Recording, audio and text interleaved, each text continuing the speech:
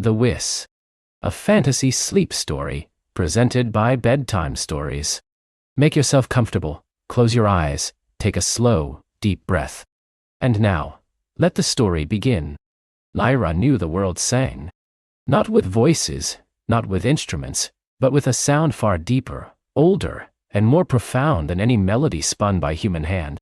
It was the hum of the earth beneath her bare feet, the rustle of leaves in the ancient forest, the distant murmur of the sky river that carved its path through the star-dusted velvet of night. It was the sigh of the wind through the eaves of her grandmother's cottage, the soft click of unseen insects in the tall grass, the gentle creak of the old oak tree by her window. All these sounds, distinct yet intertwined, wove together into an intricate, ceaseless chorus that Lyra alone seemed to truly hear. Her grandmother called it the Whis. "It's the world breathing, little seed sprout," Grandma Elara would say, her eyes crinkling at the corners like old parchment. "Most people hear only the notes. You, Lyra love, you hear the space between them, the heart of the song." Lyra lived in the village of Oakhaven, a cozy cluster of timber-framed houses nestled at the edge of the whispering woods, a forest so ancient its trees were said to remember the first sunrise. Oakhaven was a quiet place, its days marked by the rhythm of sowing and reaping, the smell of wood smoke and baking bread, and the distant, ever-present drone of the Sky River's falls, which gave the village its lifeblood and its namesake, the sparkling Oakhaven stream. But for Lyra, Oakhaven was also a symphony. The clatter of pots from the baker's shop, the lowing of cattle in the meadow, the chatter of children playing tag around the village well, all these were part of the Whis, threads in its vast, invisible tapestry. What set her apart was not just hearing these individual sounds, but hearing the connection between them, the subtle currents that flowed beneath, guiding, shaping, and sometimes even speaking. She could tell when the spring rains were truly coming, not by the darkening clouds, but by the deeper, more resonant hum of the earth.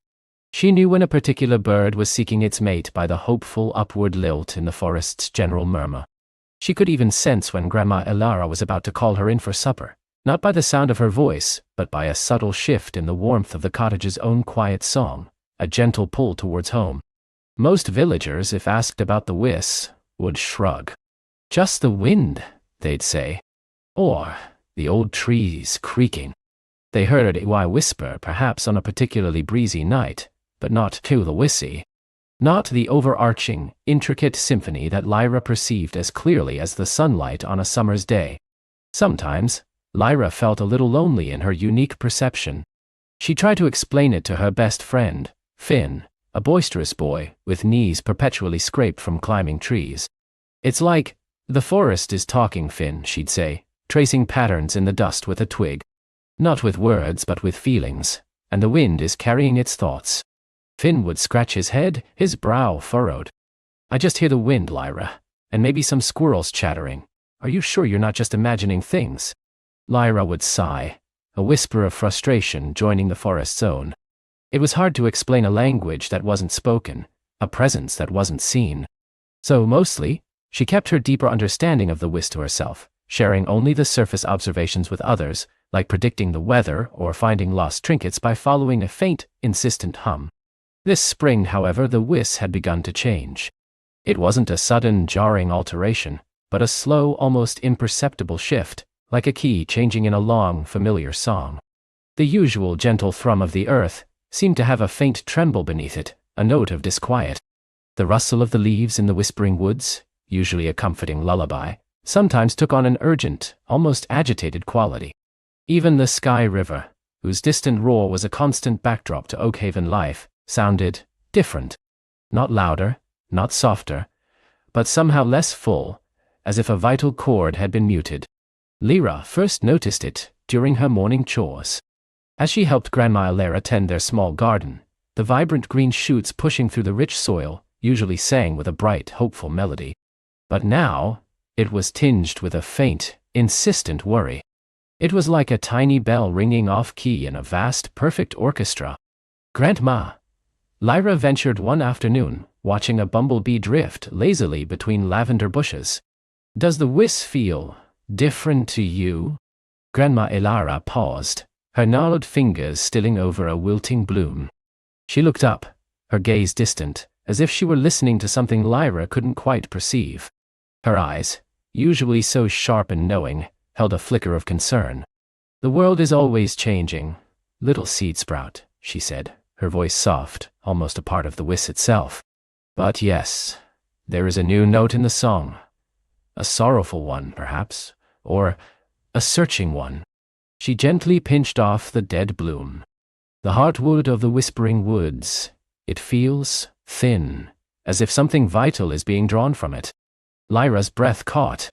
Grandma Elara rarely spoke so directly about the deeper currents of the Whis.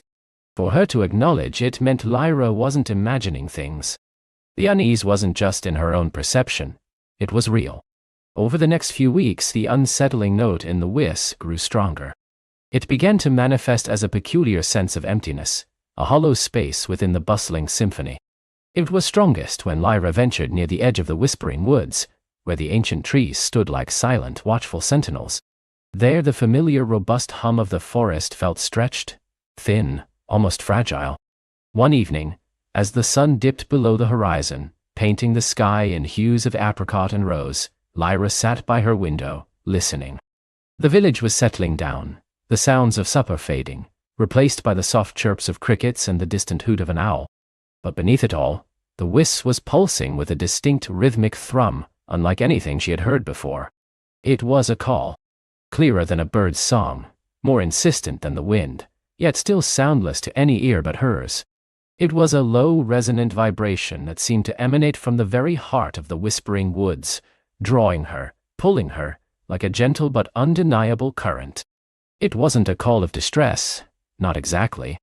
More like a deep, patient plea. A yearning. It felt like the forest itself was reaching out, seeking something, or perhaps someone. Lyra felt a prickle of goosebumps on her arms. She knew with a certainty that resonated through her very bones, that the Whis was calling a hare. She spent a restless night, the insistent thrum weaving itself into her dreams. She dreamt of ancient roots intertwining beneath the earth, glowing with a faint, silver light. She dreamt of leaves whispering secrets that were just beyond her understanding. And always, the gentle, persistent pull deeper into the forest. The next morning after breakfast, Lyra made her decision. She packed a small satchel with a few slices of Grandma Elara's hearty rye bread, a flask of water from the spring, and her lucky smooth stone, worn smooth by the stream. She pulled on her sturdy boots, feeling the familiar grip of the leather. "Where are you off to, little seed sprout?" Grandma Elara asked, noticing Lyra's determined expression. She was kneading dough on the worn wooden counter, her movements practiced and slow. "Just exploring, Grandma," Lyra replied, trying to sound casual. "The woods are calling today." Grandma Elara paused, her hands covered in flour. She looked at Lyra, her eyes piercing and knowing. "Be careful, Lyra, love. The heart of the whispering woods holds many old stories, and not all of them are for young ears." She didn't forbid her, didn't even question her. She simply watched, a faint smile playing on her lips, as if she understood the silent summons Lyra felt. "I will," Lyra promised, and slipped out the door before her courage could waver. The air was crisp and cool as Lyra stepped onto the familiar path leading into the whispering woods. The trees here were still young, their branches slender, their leaves a vibrant green. Sunlight dappled through the canopy, painting shifting patterns on the forest floor. The usual sounds of the woods, birdsong, the rustle of unseen creatures, the gentle sigh of the wind, were present, but beneath them, the insistent thrum of the Whis was stronger here, clearer. It felt like a path laid out just for her, an invisible trail marked by sound. She walked deeper, past the familiar bends in the path, past the ancient standing stones that marked the boundary of the village's common foraging grounds. The trees grew taller here, their trunks thicker, gnarled with age. Their branches intertwined overhead, forming a dense emerald roof that filtered the sunlight into ethereal shafts of light. The air grew cooler, carrying the scent of damp earth, moss, and something else, something ancient and sweet, like forgotten dreams. The Whis pulsed, a constant, gentle pressure, guiding her off the main path and onto a less trodden deer trail. Twigs snapped beneath her boots, and the fallen leaves whispered tales of seasons long past. Each step she took felt lighter, as if the forest itself was lifting her, carrying her forward. She passed a grove of silver birches, their white bark gleaming like ghosts in the dappled light. Their leaves, usually a shimmering cascade of sound, were now almost silent, as if holding their breath, listening to the very same call that Lyra heard. The further she went, the more the forest revealed its true magical self. She saw ferns unfurl with such slow grace it seemed they were dancing. She spotted tiny luminous mushrooms glowing with an inner light, clustered at the base of ancient roots. A stream, so clear its pebbles sparkled like jewels, burbled past, its own watery song intertwining with the Whis, adding a bright, flowing countermelody. The call grew stronger, more focused. It was no longer just a general thrum, but a distinct direction. It led her towards a part of the forest Lyra had never ventured into before, a place whispered about in hushed tones by the villagers, the deep woods. "Legend," said the trees. They were as old as time, their roots reaching down to the very heart of the world, and their branches touching the stars. The trees here were truly immense. Their trunks were so wide Lyra couldn't have wrapped her arms around even a quarter of one. Their bark was a tapestry of moss and lichen, etched with lines that looked like ancient forgotten runes. The canopy was so dense that only slivers of sunlight pierced through, creating an eternal twilight on the forest floor. Here, the air was thick with the scent of damp earth and something else, something green and vibrant and alive, like the essence of growth itself. The silence was profound, broken only by the drip of moisture from leaves and the soft rustle of invisible currents. But beneath it all, the Whis was no longer a distant hum. It was a palpable presence, a deep, resonant vibration that seemed to fill the very air, thrumming through her bones, making her teeth tingle. It was focused now, drawing her towards a specific point ahead. The hollow note she had felt back in Oakhaven was still there, but here, it was almost overwhelming, a gaping chasm in the heart of the forest's song. It felt like a wound, an absence that begged to be filled. Lyra pushed through a curtain of hanging moss, her heart pounding with a mixture of awe and trepidation. She emerged into a small clearing, bathed in an otherworldly emerald light filtering through the thick canopy. In the center of the clearing stood a single, magnificent tree. It was unlike any other tree Lyra had ever seen, even in these ancient woods. Its trunk was wider than Grandma Ilara's cottage, its branches spread out like arms embracing the sky, and its leaves shimmered with a faint opalescent glow, even in the dim light. It was clearly the source of the emerald glow, and the source of the most potent, insistent thrum of the Whis. But something was wrong. The tree, for all its majesty, was not well. On its colossal trunk near the base, a patch of bark was withered and gray, almost skeletal, spreading like a blight. And from this blighted patch, a faint, almost imperceptible, eye-sucking sound emanated, a whisper of depletion that explained the hollow note in the Whis. It was drawing life, drawing strength, not into the tree, but out of it. And then, Lyra saw it. Nestled within the withered patch, almost camouflaged against the gray bark, was a small, intricate carving. It was a symbol she didn't recognize, a spiral intertwining with a sharp, angular line, glowing with a faint, malevolent red light that pulsed in time with the draining sound. The Whis here was not just a call. It was a lament. It was the ancient tree, the heart of this sacred grove, crying out for help. And the source of its sorrow, the cause of the troubling note in the world's song, was right before her eyes. Lyra felt a surge of understanding, of purpose. She had been called here, not just to hear the Whis, but to listen to its plea. Lyra instinctively reached out, her fingers hovering inches from the pulsing crimson line. It wasn't a physical root or vine, but a thread of pure, raw energy, an unnatural scar on the shimmering aura of the ancient tree. As her hand drew near, a chill seeped into the air, a coldness that felt less like frost and more like the absence of warmth, of life itself. The faint, malevolent glow intensified for a moment, and Lyra felt a prickle, like tiny needles, on her fingertips, a whisper of resistance from the intrusive energy. The tree itself seemed to shrink back, its normally vibrant emerald leaves now tinged with a pallid yellow shimmering, not with joy but with a frantic, desperate tremor. A low, guttural groan, too deep for any wind, vibrated through the very ground beneath Lyra's feet. It was the sound of something ancient and immense in pain, a sound that resonated with the lament of the Whis, now a keening symphony of sorrow and distress. This wasn't merely a wound. It was a parasitic tether, drawing the very essence of the grove's heart, its magic, its song, into some unknown void. It feeds a voice, soft as moss and deep as earth, rumbled from the shadows of the oldest branches. Lyra spun around, her heart leaping. Standing where the tree's roots twisted into the earth, half hidden by shimmering veils of twilight, was a figure that seemed woven from the grove itself. Her form was slender, draped in robes of living ivy and flowering vines.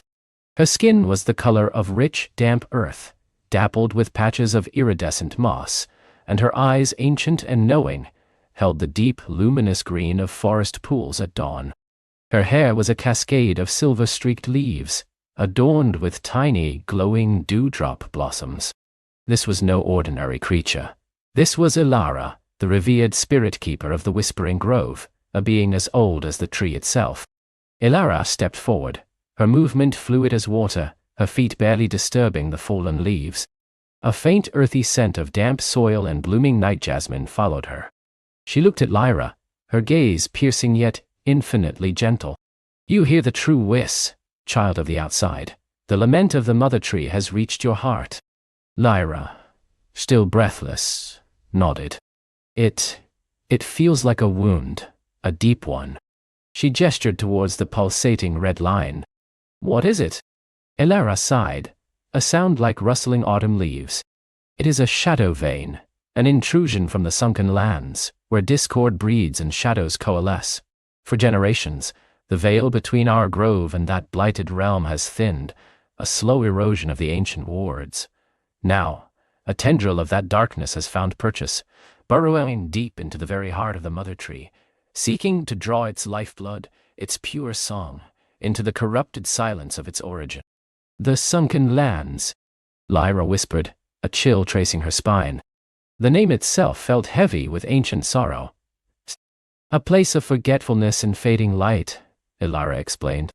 "Once, it was vibrant too, but consumed by a craving for silence, a desire to extinguish all song. This shadow vein is an act of desperation, a final attempt to silence the greatest song of all, the Whis, the living melody of the world." Ilara's gaze swept over the ailing tree, her luminous eyes clouding with sorrow. "If it succeeds, the mother tree will wither, its roots will crumble, and the sacred grove will become a gateway for the sunken lands to spread their blight. The Whis will fall silent across the world, and all joy will dim." Lyra felt the weight of Ilara's words, a terrifying clarity. This was more than just a sick tree, it was the balance of the world at stake. "But why me?" she asked, her voice small.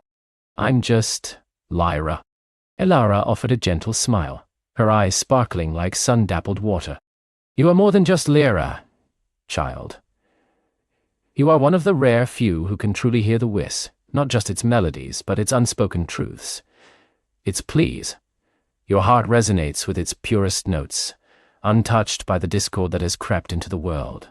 You have a clarity, a pure intention that can perceive what others cannot, and perhaps hear what others cannot touch." She reached out, and a small luminous moth, its wings shimmering with iridescent blue light, fluttered from her palm to land gently on Lyra's shoulder. "This is a whisper moth. It is a fragment of the mother tree's own song, a guiding light that resonates only with purity. It chose you, just as the Whis called to you." The moth pulsed softly against Lyra's ear, a warmth spreading through her, a sense of belonging she hadn't known she craved. "What can I do?" she asked, her determination firming. "How do we stop it?" Ilara's expression grew serious. "The shadow vein cannot simply be severed. It is too deeply entwined, its roots too far-reaching. To tear it out would cause irreparable harm to the mother tree, perhaps even destroy it. We must mend it from within, from its own source of corruption, by infusing it with a song of healing so potent that it will cleanse the darkness and restore the tree's own vibrant melody." "A song of healing," Lyra repeated, intrigued. "Indeed," Ilara confirmed. "A song woven from 3 ancient artifacts, each imbued with a pure note of the Whis, each hidden in a place of great natural power within this grove. They are the whisper crystals, the crystal of verdant life, the crystal of flowing waters, and the crystal of furs the Weth. When brought together and awakened by a heart that truly hears the Whis, they will resonate as one, creating a powerful, healing harmony. This harmony, when directed, will..." Lyra looked from Elara to the ailing tree, then to the luminous whisper moth on her shoulder. The task seemed immense, daunting. 3 ancient crystals, hidden in a vast magical grove, all to be found by her. But the Whis, though still sorrowful, now pulsed with a new note, a faint, hopeful harmony that seemed to echo Elara's words. "Where do I find them?" Lyra asked, her voice unwavering. Elara smiled, a light returning to her ancient eyes. "The whisper moth will guide you, child. Its light will brighten when you are near a crystal, and its warmth will pulse stronger when the path is true. The first lies in the sunken glade, where the ancient roots of the whispering willow weep into the earth. It is a place of quiet reflection, but also of subtle illusion, where shadows play tricks on the unwary. You must trust your heart, Lyra, and the true song of the Whis within you." With a gentle nod, Elara dissolved back into the dappled shadows, leaving only the scent of night jasmine and the soft, rhythmic pulsing of the whisper moth on Lyra's shoulder. Lyra took a deep breath, the chill from the shadow vein still lingering in the air, but now tempered by the warmth of purpose. The whisper moth, as if sensing her readiness, fluttered its wings once, then launched itself into the air, its blue light a beacon in the deepening twilight. It moved slowly, deliberately, leading Lyra away from the suffering mother tree and deeper into the unknown reaches of the whispering grove. The path ahead was not a clear one. The trees grew closer here, their branches intertwining to form a natural canopy that filtered the moonlight into a mosaic of shifting silver and shadow.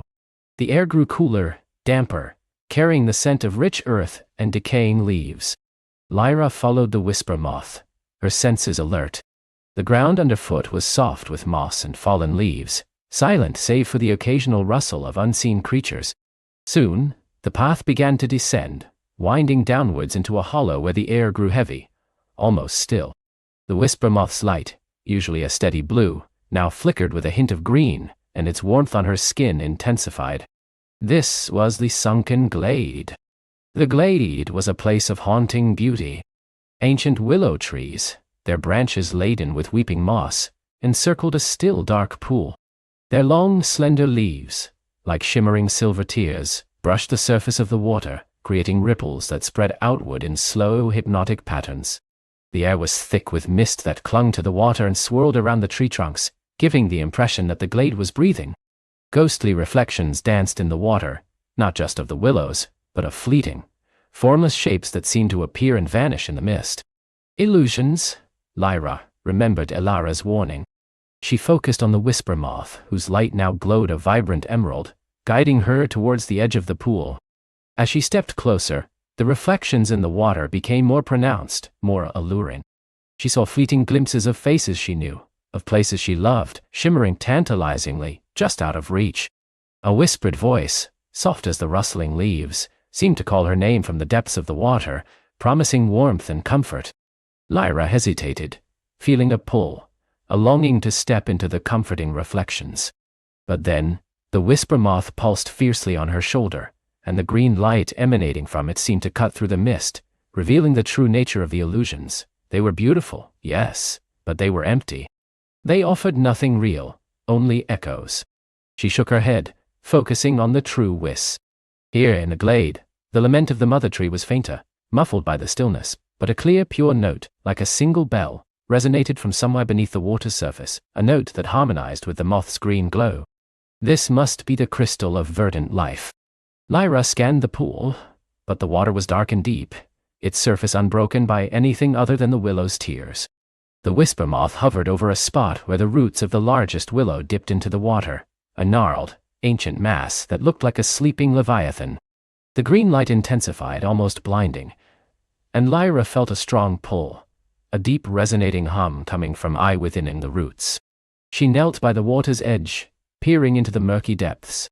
The illusions tried to distract her again, showing her a path of glittering gold leading into the pool, a path that wasn't truly there. But Lyra kept her gaze fixed on the moth's light, on the humming note of the Whis. She reached out, carefully parting the trailing willow branches.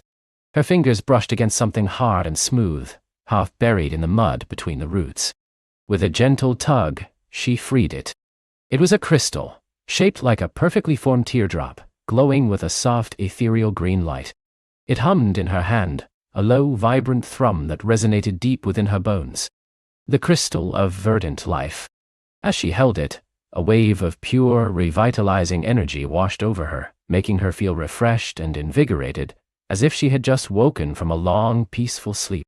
The crystal pulsed, echoing the green light of the whisper moth, now a steady, unwavering beacon. The illusions in the glade began to dissipate, retreating like morning mist. The whispered voices faded, and the pool's surface reflected only the true willows and the deepening night sky. The air, though still cool and damp, felt clearer, less heavy. Lyra clutched the crystal, its warmth spreading through her palm. 1 down, 2 to go. She felt a surge of hope, a renewed sense of purpose. The Whis, though still tinged with sorrow, now carried a stronger thread of resolution. The whisper moth, its mission here accomplished, fluttered off her shoulder and began to ascend, its blue light once again steady and clear, guiding her out of the sunken glade. Lyra followed, her gaze occasionally falling to the verdant crystal in her hand, its gentle glow a promise of healing. The path led upwards now, winding through ancient trees whose bark was like wrinkled skin, deeply furrowed and adorned with luminous fungi that pulsed with soft, bioluminescent light. The air grew crisper, carrying the faint, sweet scent of pine and wild herbs. The Whis here was a gentle murmur, like the rustling of leaves in a high breeze, a melody of quiet strength. The whisper moth's light began to shift, taking on a subtle shimmering silver hue, a color that spoke of movement and flow. It led her towards the sound of rushing water, a distant roar that grew steadily louder as she climbed. Soon, the trees parted, revealing a breathtaking sight. Before her lay a vast moonlit chasm, a sheer drop into darkness. But from the heart of this chasm a mighty waterfall plunged, a cascade of silver liquid that seemed to fall from the very stars. The roar of the water was immense, a powerful symphony that filled the night. Mist rose from the base of the falls, catching the moonlight and forming ethereal rainbows that shimmered with every color imaginable. This was the Silvervale Falls, a place of immense power and constant motion. The whisper moth, now glowing with an intense silver light, hovered over a narrow moss-covered bridge that spanned a dizzying gorge, leading directly towards the heart of the waterfall. The bridge looked precarious, made of ancient, twisted roots, slick with spray. Lyra felt a prickle of apprehension. The Whis here was a powerful, surging rush, a song of relentless force and unending flow. The crystal of flowing waters must be nearby. As Lyra stepped onto the bridge, the roaring sound of the waterfall intensified, threatening to overwhelm her senses.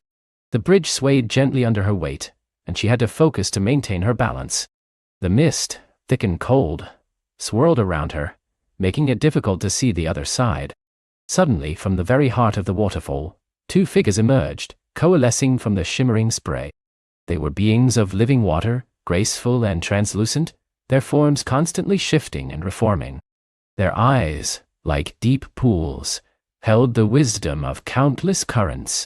These were the Undines, guardians of the Silvervale Falls. They blocked her path, their watery forms shimmering with an ethereal glow. Their voices, like the gentle lapping of waves on a shore, spoke in unison, yet distinct. Who seeks passage through the heart of the flowing song? Lyra, though startled, stood her ground. I am Lyra. I seek the crystal of flowing waters. The mother tree needs its healing song. She held up the verdant life crystal which pulsed with its soft green light. The Undines regarded her, their gazes long and deep. The crystal of flowing waters holds the essence of adaptability, of relentless movement, of the power to carve through stone, one said, its voice like a babbling brook. It reveals itself only to those who understand the true nature of flow, the other added, its voice like a deep river current. To those who can navigate the currents of life, bending but not breaking. Prove your understanding, Lyra, they challenged, their voices merging into a single resonant hum. Stand against the torrent, and remain unmoved, yet yielding. Before Lyra could fully comprehend their words, the waterfall's roar intensified further. A sudden powerful gust of wind, laden with icy spray, erupted from the falls, buffeting her. The bridge swayed violently, and Lyra instinctively braced herself, her feet sliding on the slick moss. The force of the wind and water threatened to rip her from the bridge, to cast her into the churning chasm below. Her first instinct was to fight against the force, to push back. But as she struggled, she felt the whisper moth, now glowing with a brilliant silver light, vibrate on her shoulder. The Whis, in this moment, was a relentless surge, a powerful current, but it also held a note of graceful surrender, of yielding to the greater flow. Lyra closed her eyes, letting go of her resistance. She didn't fight the wind. She leaned into it, letting its force press her firmly against the roots of the bridge. She didn't fight the swaying. She moved with it, allowing her body to become flexible, like a willow branch in a storm. She focused on the feeling of the water, the power of its descent, and imagined herself as part of that flow, connected to it, not resisting it. A profound sense of calm settled over her. She was no longer fighting. She was dancing with the elements, a part of the waterfall's grand, powerful rhythm. The icy spray on her face felt invigorating. The roar in her ears became a beautiful, wild music. The gale subsided as suddenly as it had begun. Lyra opened her eyes, finding herself still standing, though slightly damp, at the heart of the bridge. The undines, their forms shimmering, looked at her with approval. "You understand," they chimed, their voices like crystal clear water. "To flow is not to be weak, but to be strong in adaptability. To yield is not to surrender, but to find strength in harmony." They gestured towards the very center of the waterfall, where a hidden grotto previously obscured by the spray, now shimmered into view. Within it, nestled on a bed of smooth, water-worn stones, a crystal pulsed with an inner light of pure liquid silver. It was shaped like a perfectly smooth, elongated pebble, constantly seeming to ripple, as if holding a miniature current within its depths. "The crystal of flowing waters is yours, Lyra," the undines declared. "May it guide your healing." Lyra stepped forward, her heart filled with gratitude. As she reached into the grotto, her fingers brushed against the cool, smooth surface of the crystal. It hummed with a powerful, vibrant energy, a sensation like a rushing river flowing through her veins. Holding both crystals now, the green verdant life and the silver flowing waters, Lyra felt a potent synergy, a gentle harmony beginning to awaken between them. The Whis around her, though still powerful, now held a clearer, more resolute melody, a song of growing strength. The whisper moth, its silver glow now intertwined with hints of a new, airy blue, fluttered excitedly.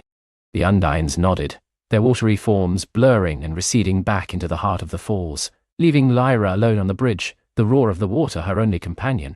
She turned, clutching the two crystals, and began to make her way back across the bridge, her steps surer now, infused with the calm strength of the flowing waters. The Whis in her heart resonated with the combined melodies of the crystals, a growing symphony of purpose. 2 down, 1 to go. The whisper moth now pulsed with a light that was a delicate blend of all 3 colors, verdant green, flowing silver, and a new, ethereal sky blue. It ascended higher and higher, leading Lyra away from the thundering falls and up a winding path that seemed to climb towards the very stars. The air grew thinner, cooler, and the scent of pine gave way to the crisp, clean smell of high altitude, of ozone and distant starlight. The trees here were different too, ancient bristlecone pines, twisted and gnarled, their branches reaching skyward like gnarled hands. Their needles were a deep, almost indigo green, and from their highest boughs, strange, luminescent lichen glowed like scattered jewels. Lyra could see the entire grove spread out below her, a vast tapestry of greens and shadows, under the watchful eye of the moon. This was the Skyreach Crag, the highest point in the Whispering Grove. The Whis here was a vast open sound, like the silent song of the wind through empty spaces, a melody of freedom and boundless potential. The whisper moth danced ahead, its light now almost entirely the soft ethereal sky blue, guiding her to the very summit of the crag. At the peak, a single ancient bristlecone pine stood sentinel, its roots clinging stubbornly to the rock. Its highest branch, thin and elegant, reached out over the vast expanse of the night sky, seemingly touching the moon itself. The air thrummed with a quiet power, a sense of profound stillness and limitless possibility. The whisper moth circled the highest branch of the ancient pine, its blue light pulsing with an almost frantic energy. Lyra looked up, but saw nothing. The branch was bare save for its indigo needles, etched against the backdrop of a million stars. The Whis, however, was strongest here, a clear high note that felt like breath itself, like the very exhalation of the world. This must be the crystal of skyward breath. It is often the most vital things that are the most unseen, Alara's voice echoed in Lyra's mind. Trust what you feel, child, not just what you see. Lyra closed her eyes, holding the verdant life and flowing waters crystals, their combined hum now a steady comforting presence. She focused on the pure high note of the Whis, on the ethereal blue glow of the whisper moth. She stretched out her hand, not looking, but feeling, reaching for the source of that resonant hum. Her fingers brushed against something incredibly delicate, something that felt like solidified air, yet held a tangible form. It was almost invisible against the backdrop of the sky, shimmering with an inner light that was so subtle it was barely there, like a perfect bubble holding the essence of a cloud. Carefully, Lyra plucked it from the branch. It was a crystal indeed, shaped like a tiny perfect wisp of cloud, almost weightless in her hand. It pulsed with a gentle, cool blue light, a light that felt like fresh air and infinite space. The crystal of skyward breath. As she held it, a deep sense of clarity washed over her, a feeling of boundless freedom and lightness. All three crystals now rested in her hands, the vibrant green, the liquid silver, and the ethereal sky blue. They began to hum in unison, a low, powerful chord that resonated not just in her hands, but through her entire being, through the very air around her. The combined song was a melody of pure, unadulterated healing, a symphony of life and flow and breath. The whisper moth, its light now a brilliant, harmonious blend of all three colors, pulsed on her shoulder, vibrating with joy. The Whis, which had been a lament when she first arrived, was now a powerful, clear song of hope, a melody of gathering strength and imminent healing. Lyra looked back towards the heart of the grove, towards the distant, suffering mother tree. The shadow vein still pulsed with its malevolent red, a stark contrast to the pure light of the crystals in her hands. But now, she held the key. She held the song. The challenge was not over, but the path was clear. With the three whisper crystals in her possession, Lyra knew she could return to the mother tree and begin the true work of healing. The grove and the world depended on it. The whisper crystals, three luminous hearts of pure light, nestled securely in Lyra's hands, pulsed with a gentle warmth, echoing the deep resolve in her own heart. The path back to the mother tree, though still cloaked in the oppressive pall of the shadow vein, now seemed less daunting. Each step Lyra took was deliberate, her small boots crunching softly on the fallen leaves and twigs that carpeted the forest floor. The air remained heavy, thick with a scent of damp earth, and something acrid, almost metallic, where the shadow vein had touched the very essence of the grove. Yet, Lyra felt a burgeoning hope, a tiny green shoot pushing through the cracked earth of despair. As she moved, the crystals in her grip hummed, a soft, almost inaudible melody that seemed to resonate with the dormant life around her. She noticed for the first time on her return journey, faint flickers of light in the undergrowth, tiny fireflies, emboldened by the crystal's distant glow, daring to unfurl their lanterns. A wilting moss patch by her feet seemed to shimmer with a faint ephemeral green as she passed, as if momentarily touched by a dream of health. These fleeting signs strengthened her, whispering promises that life, however dormant, still clung to the grove, waiting for the song to awaken it. The journey was not without its shadows, both literal and metaphorical. Twisted roots like gnarled fingers seemed to reach for her, their tips stained with the sickly red of the shadow vein. The ancient trees, once vibrant guardians, stood skeletal and gaunt, their bark cracked and weeping a black, viscous sap dye. Lyra felt their silent agony, a chorus of suffering that pierced her heart, yet also fueled her determination. She clutched the crystals tighter, their warmth a constant reminder of the hope she carried. Finally, after what felt like an eternity of shadowed paths, the clearing that housed the mother tree came into view. The sight was a dagger to her hopeful heart. The majestic trunk, once a beacon of verdant life and ancient wisdom, was now a monument to sorrow. The shadow vein, a pulsating, malevolent river of crimson, had deepened its grip, coiling around the colossal trunk like a monstrous serpent. It snaked through the mother tree's bark, etching grotesque patterns of suffering, and pulsed with an almost audible thrum, a dark counter-rhythm to the gentle hum of Lyra's crystals. The air around the mother tree was thick with an oppressive chill, a cold that seeped into Lyra's bones, stealing her breath. It wasn't merely the absence of warmth, but an active, draining cold that seemed to suck the very light from the air. The leaves that still clung to the uppermost branches were shriveled and brittle, their once vibrant green faded to a sickly ochre and gray. Beneath the tree, where once a carpet of luminous moss and rare wildflowers had thrived, the earth was barren, cracked, and stained with the telltale crimson tendrils of the blight. Lyra approached cautiously, her gaze fixed on the pulsing shadow vein. She could feel its malevolence, a subtle pressure against her mind, whispering doubts, telling her she was too small, too weak, that her efforts were futile. But she pushed through it, drawing strength from the crystals that now vibrated with increased intensity, their light growing brighter in defiance of the encroaching gloom. Reaching the base of the colossal tree, Lyra knelt. The rough, blighted bark felt cold and unresponsive beneath her fingertips. She closed her eyes for a moment, letting the hum of the whisper crystals fill her, allowing their ancient song to resonate within her own spirit. She remembered the gentle melody the crystal grove had sung, the pure, unburdened essence of life. That was the song she needed to unleash. With a deep breath, Lyra carefully placed the first whisper crystal against the mother tree's trunk, directly over a particularly thick knot of the shadow vein.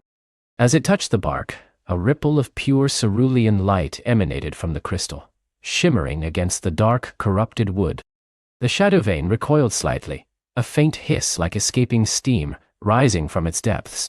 She placed the second crystal a little higher, and the third just above it, forming a triangular constellation of glowing hope against the suffering bark. As the third crystal settled, the three began to pulse in unison, their individual lights merging into a single radiant beacon that cast a pool of ethereal blue and silver onto the blighted ground. And then, Lyra began to sing. It wasn't a song of words, not at first. It was a melody born of her heart, guided by the crystals, a pure wordless hum that resonated with the ancient song she had heard in the grove. It began softly, a tender whisper against the tree's suffering, a gentle caress of sound. As her voice deepened, growing more confident, the crystals responded, their light intensifying, pulsing in time with her song. The light began to spread, weaving intricate patterns of silver and blue across the tree's trunk, pushing back against the encroaching crimson. Where the light touched, the shadow vein seemed to flinch, its pulsating rhythm falter. A faint, almost imperceptible tremor ran through the colossal trunk. Lyra felt it too, a subtle shift, a sigh of ancient pain and dawning hope. She felt the mother tree's immense, suffering consciousness, a vast wounded mind stirring beneath layers of blight. As Lyra continued, pouring all her concentration and love into the melody, the song began to take on a form, a deeper vibration. It was the song of life, of growth, of sunlight and rain, of the quiet strength of roots and the soaring ambition of branches. It was the forgotten language of the grove, now remembered and reborn through Lyra and the crystals. Suddenly, the shadow vein roared. It wasn't a sound, but a psychic assault, a wave of despair and cold fury that crashed against Lyra's mind. The air around the mother tree grew colder, impossibly so, and the ground beneath Lyra's knees seemed to crack and groan. Dark tendrils, shimmering with malevolent red energy, erupted from the shadow vein, twisting and lashing out, attempting to snatch the crystals from the tree, to snuff out their burgeoning light. Lyra gasped, her song faltering for a moment as the oppressive darkness threatened to overwhelm her. The tendrils snapped and writhed, some even brushing against her skin, leaving an icy burn. For a terrifying instant, she felt the raw, consuming hunger of the shadow vein, a desire to drain all life, all hope. But then the whisper crystals pulsed even brighter, their light flaring with an answering surge of power. Lyra remembered the joy of the crystal grove, the resilience of the smallest sprout, the power of her own will. She pushed back, forcing her voice to steady, to rise, to sing louder, stronger. The song became a shield, a barrier of pure, resonant light against the encroaching darkness. The tendrils shrieked, a soundless scream that reverberated in Lyra's mind as they recoiled from the song's intensity. Where the light touched the crimson, the shadow vein seemed to blister and recede, leaving behind patches of gray, brittle bark that crumbled and fell away. Beneath, Lyra saw glimmers of the mother tree's true skin, a rich, verdant brown, veined with emerald green. The healing was working. She pressed on, her voice now a powerful stream, the crystals vibrating with joyous energy. More and more of the shadow vein receded, shrinking back into the deepest fissures of the tree, its malevolent glow dimming under the onslaught of pure light. Patches of the mother tree's bark began to mend, smoothing over, and a faint, sweet scent of fresh earth and growing things began to replace the acrid stench of blight. As Lyra poured her energy into the song, she felt a profound connection to the mother tree. She wasn't just healing it. She was feeling it. She felt the ancient sorrow, the slow drain of life, the despair that had settled like a shroud. But now she also felt a stirring, a faint warmth, a spark of awakening. She saw flashes in her mind's eye, images of countless seasons, of creatures sheltering in its branches, of ancient rituals and whispered lore. The mother tree was not just a plant, it was a living library, a timeless heart. Suddenly, a presence stirred beside her. A low, rumbling groan, like stones shifting deep beneath the earth, vibrated through the ground. Lyra, startled but unwilling to break her song, risked a glance.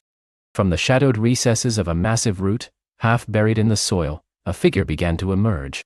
It was ancient, impossibly so.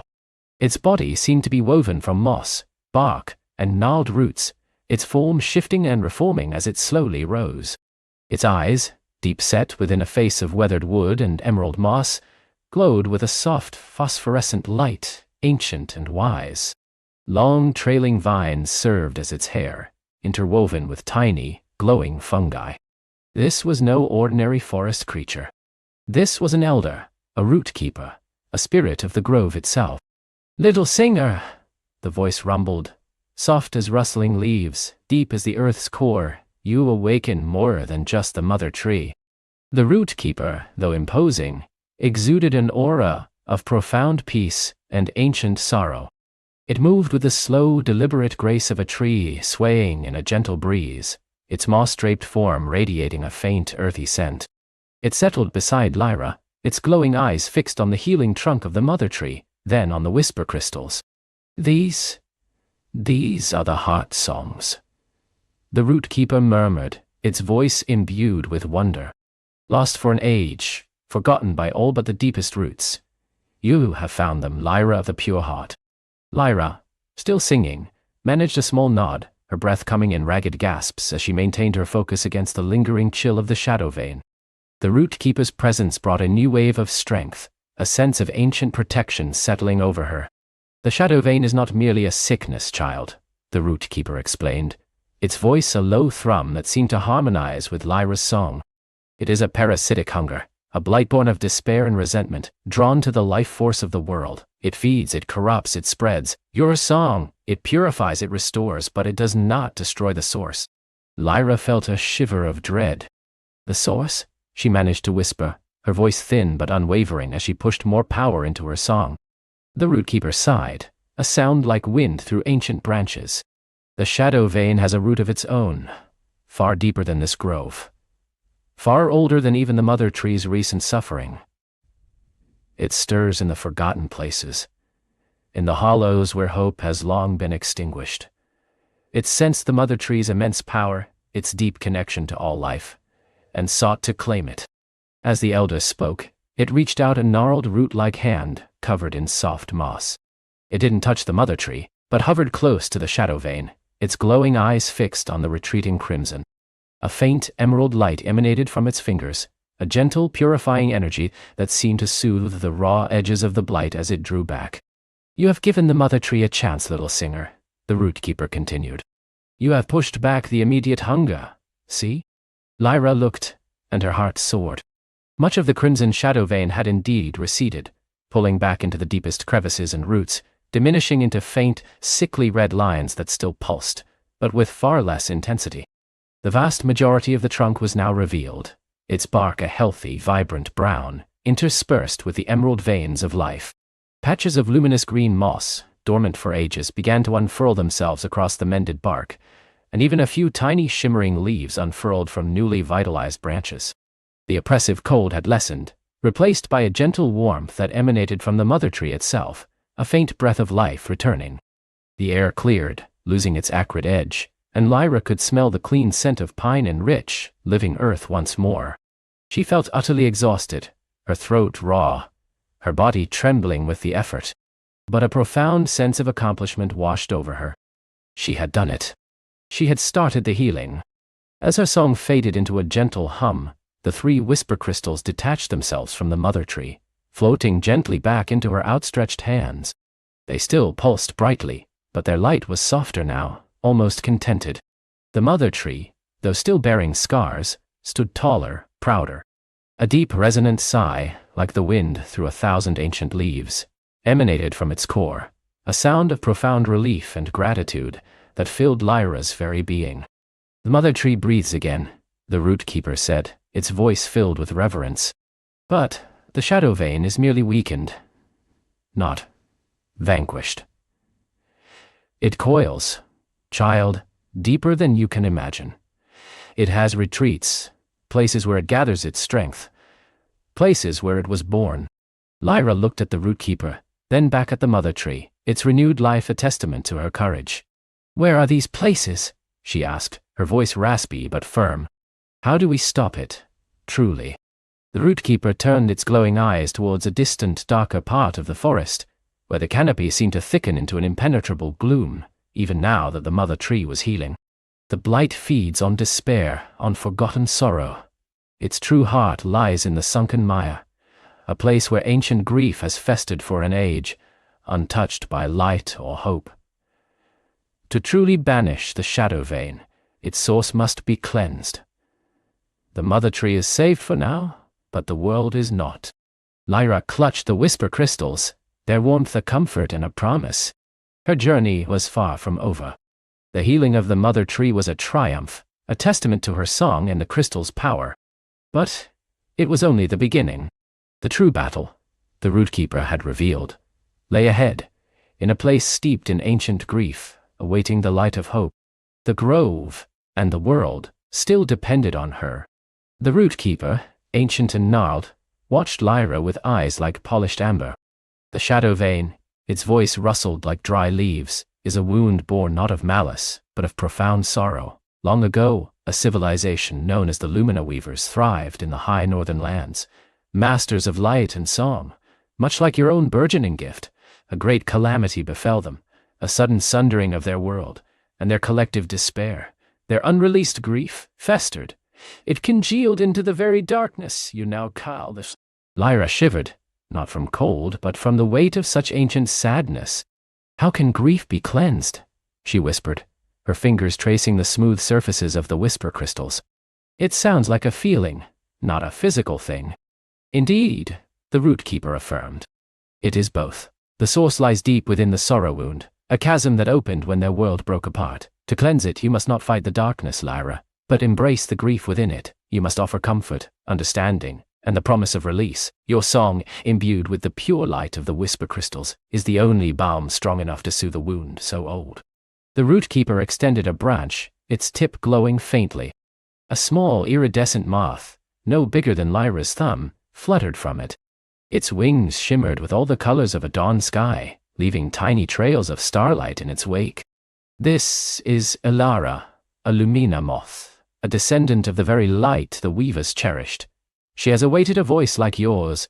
She knows the path to the sorrow wound, and will guide you through the echoing peaks and the ash plains. Guard her well, for her light will be your beacon in the deepest shadows." Lyra nodded, a new resolve hardening her gaze. The grove, sensing the renewed hope from the mother tree, was already stirring with a gentle vibrancy. Tiny shoots pushed through soil, and a soft hum resonated in the air. But Lyra knew this was merely a temporary reprieve. The world beyond the grove still suffered. She packed a small satchel with dried berries, a water skin, and a blanket woven from moon-spun silk, a gift from the forest sprites. With a final silent promise to the root keeper and the mother tree, Lyra set off, Elara fluttering ahead, a tiny living star in the pre-dawn gloom. Their journey began through the whispering woods which, though still subdued, no longer felt truly menacing. The air was cool and crisp, carrying the scent of damp earth and distant pine. Elara sipped and danced, her luminescence painting fleeting rainbows on the mossy trunks. Lyra walked, her whisper crystals held close, feeling their gentle thrum against her chest. Each step was a prayer, each breath a commitment. As they ascended into the echoing peaks, the landscape grew more stark. Jagged stone cliffs, worn smooth by ancient winds, loomed over narrow passes. The air thinned, and Lyra found herself humming to maintain her rhythm. the soft melody a counterpoint to the mournful wail of the wind that carried distant, phantom laments. These were the echoes of the Lumina Weavers, trapped in the very air. One evening, as twilight bled across the sky, they encountered a challenge. A thick gray fog, imbued with the very despair of the Ancient Ones, descended upon them. It swirled, manifesting as fleeting, sorrowful images. Figures clutching at empty air, faces contorted in silent screams, landscapes dissolving into nothingness. The whisper crystals grew dim, their light struggling against the encroaching gloom. Lyra felt a crushing weight on her heart, a profound sense of futility threatening to consume her. "This is their grief." Alara's tiny chiming voice echoed in Lyra's mind, trying to pull you into their despair. "You must sing, Lyra. Sing of hope, of release." Clutching the crystals, Lyra closed her eyes, forcing herself to remember the vibrant green of the mother tree, the warmth of the root keeper's wisdom, the tiny spark of courage within herself. She began to sing, a soft, trembling melody at first, a lullaby woven with understanding and empathy. It wasn't a song of defiance, but of comfort. She sang of the beauty that once was, of the peace that could still be found, of the light that never truly died. As her voice grew stronger, the whisper crystals flared with an inner radiance, pushing back the gray fog. The sorrowful images wavered, no longer threatening, but shifting into ethereal patterns of light, like fading memories finding peace. The laments in the wind softened, transforming into a gentle harmonious hum that joined Lyra's song. When she finished, the fog lifted, revealing a sky ablaze with stars, clearer and brighter than any she had ever seen. Lyra felt lighter, her heart cleansed of the encroaching despair. She had faced ancient grief and offered solace. They journeyed on, passing through the echoing peaks and descending into the ash plains. This land was utterly desolate, a vast expanse of gray, powdery earth stretching to the horizon. No trees, no rivers, only the whisper of dust carried on a chilling breeze. The silence here was profound, a heavy blanket that muffled even the sound of their own footsteps. Lyra felt the energy of the whisper crystals dim further, as if even light struggled to exist in this barren realm. The air grew colder, and a sense of profound emptiness settled over her. This was the true antechamber to the sorrow wound. Finally, after days of silent trekking, they stood before it, the sorrow wound. It was a colossal chasm, a gaping maw in the earth, miles wide and seemingly bottomless. The edges were sharp and jagged, as if torn apart by a giant's hand. From its depths emanated a sickly, dark aura, a visible miasma that pulsed faintly, like a bruised heart. This was the source of the shadow vein, the congealed grief of the Lumina Weavers. Lyra felt a tremor run through the ground beneath her feet, a low, sorrowful moan that vibrated deep within her bones. Shadowy tendrils, not quite solid, writhed upwards from the chasm, reaching like desperate hands. Whispers clearer now echoed from the depths. Loss, emptiness, broken, alone. Elara, usually so bright, clung to Lyra's shoulder, her light flickering uncertainly. "This is it, Lyra, the heart of their despair. You must go down." With a deep breath, Lyra nodded. She had come too far to turn back. She found a winding, crumbling path leading into the chasm, barely visible beneath the encroaching shadows. The descent was treacherous, the air growing heavier with each step, colder and thicker. The whispers intensified, weaving a tapestry of hopelessness around her, trying to convince her that her journey was futile, that hope was a foolish dream. Deeper and deeper she went, until she reached a vast cavernous chamber at the very bottom. Here, the pulsing darkness was concentrated. It coalesced into a swirling vortex, a maelstrom of shadow and despair, emitting a low, guttural throb. This was the shadow vein's true core. Around the vortex, dim, spectral figures of the Lumina Weavers floated, trapped in an endless loop of their final moments, their faces frozen in sorrow, their hands reaching for what was lost. They were not malicious, simply broken. Lyra looked at them, her heart aching with their pain. This was not an enemy to be fought, but a suffering to be healed. She clutched the whisper crystals, their warmth a tiny ember against the overwhelming chill.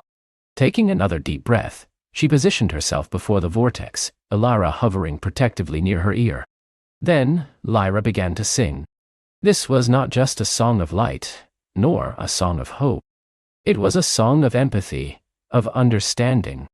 She sang of the beauty of their lost world, acknowledging their pain, validating their sorrow. She sang of memories, not as chains but as precious treasures to be held. She sang of release, of the natural cycle of life and death, of the peace that follows even the deepest grief. Her voice, clear and pure, wove itself around the vortex, a tapestry of shimmering sound. The whisper crystals responded with incredible power. They flared, not just with light, but with an almost tangible warmth, a comforting embrace that reached out to the spectral figures. As Lyra's song soared, the shadowy tendrils of the vortex recoiled, not in pain, but as if gently pushed back by a wave of compassion. The trapped Lumina weavers turned their spectral gazes towards Lyra, their expressions slowly softening, the despair easing from their faces. As Lyra's melody reached its crescendo, a brilliant light erupted from the whisper crystals, merging with her voice. It was a pure, cleansing light that pierced the heart of the shadow vein.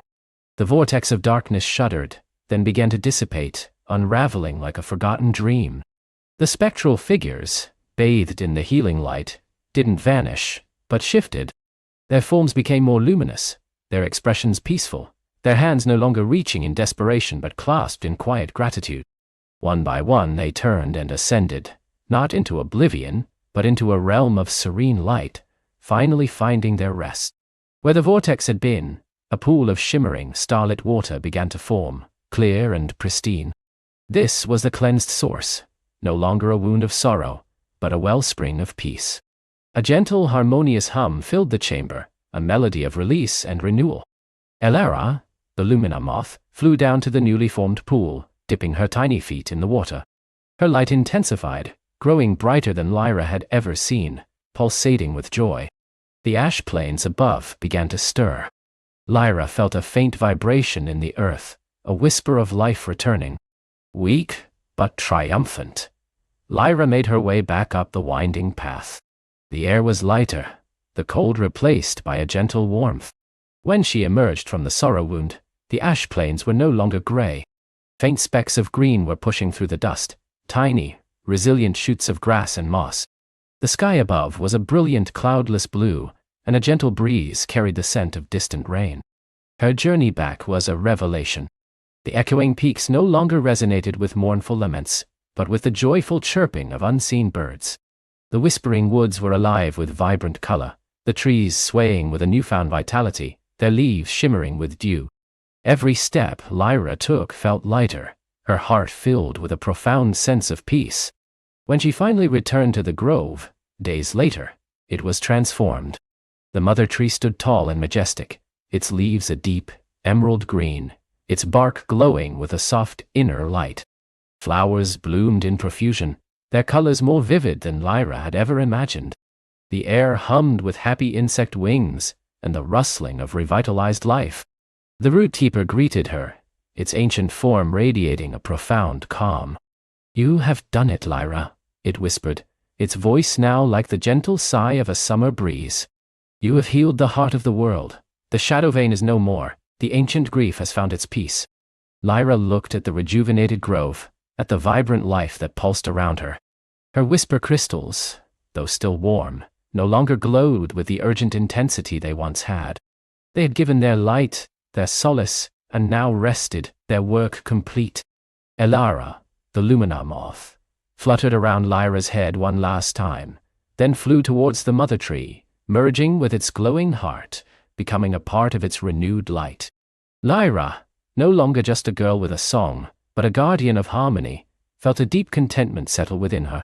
She had faced darkness and despair, not with a sword, but with compassion and a lullaby. She had learned that true power lay not in force, but in understanding, that even the oldest wounds could be healed with enough light and empathy.